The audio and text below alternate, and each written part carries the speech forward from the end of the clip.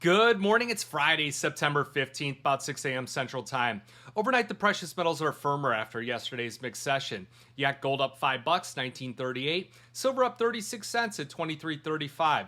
Copper's unchanged at 381, and platinum's up 12 at 923. So platinum really rejecting that sell-off below the 900 level. We're seeing a big reversal there. Also on the silver side, that big sell-off yesterday coming into the ECB meeting and a reversal back to the upside. 2250 about that downside. And if you look historically on the charts, silver recently, I've outlined that it goes up and it goes down and trades in a cycle between the 23, 22 level, tends to reject that and trades back up to that 25, 26 level. So the big news yesterday, the ECB, they raised rates for the 10th consecutive time.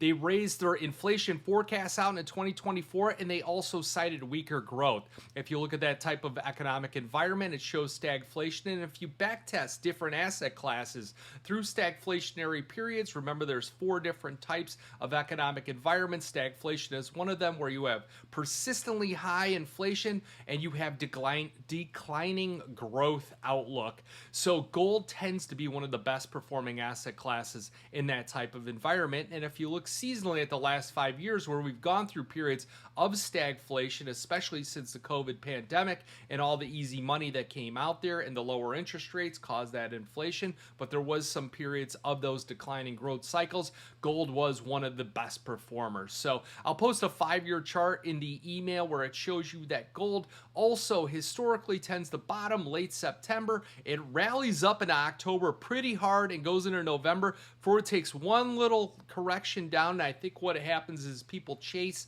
that year-end rally in the U.S. equities. They see that that's underway. They start to allocate cash towards to some of the asset classes that have pulled back, gold being one of them, and then it takes off from there. So I think we got a nice setup here, nice little springboard for some higher prices. We have been playing some of the options, and we have been adding some of the futures contracts on both the gold and now in the silver markets. So both of the trends, though, however, on a trend following basis, are still bearish, but less bearish here. They're losing that downside momentum, and we're seeing rejection of some of those lows. So if you were short on gold or silver, you'll want to trail that stop there, try and protect 70% of your open trade equity, and look for an anticipation of a trend reversal point, which on the gold market, 1969, silver, 2353. So outside markets here, they're mixed here. We've got U.S. equities. We'll see how that ARM IPO, if it can continue some momentum strength to the upside. You got the NASDAQ down 12, the S&P's up 3, crude oil's up 43 cents, 90.59 on crude oil.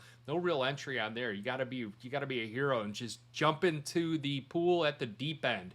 And then if you look at the dollar index down 10 at 104.94, and then also that 10-year note at 4.32, up 0.3 of a basis point. It's nice to see that dollars holding close to 105, and those treasury yields are just kind of grinding higher, and gold can still hold up. So that's key right now. That's key for a reversal.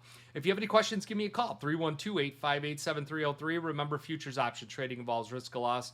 May not be suitable to all investors. Good luck and have a great weekend. Looks beautiful out there.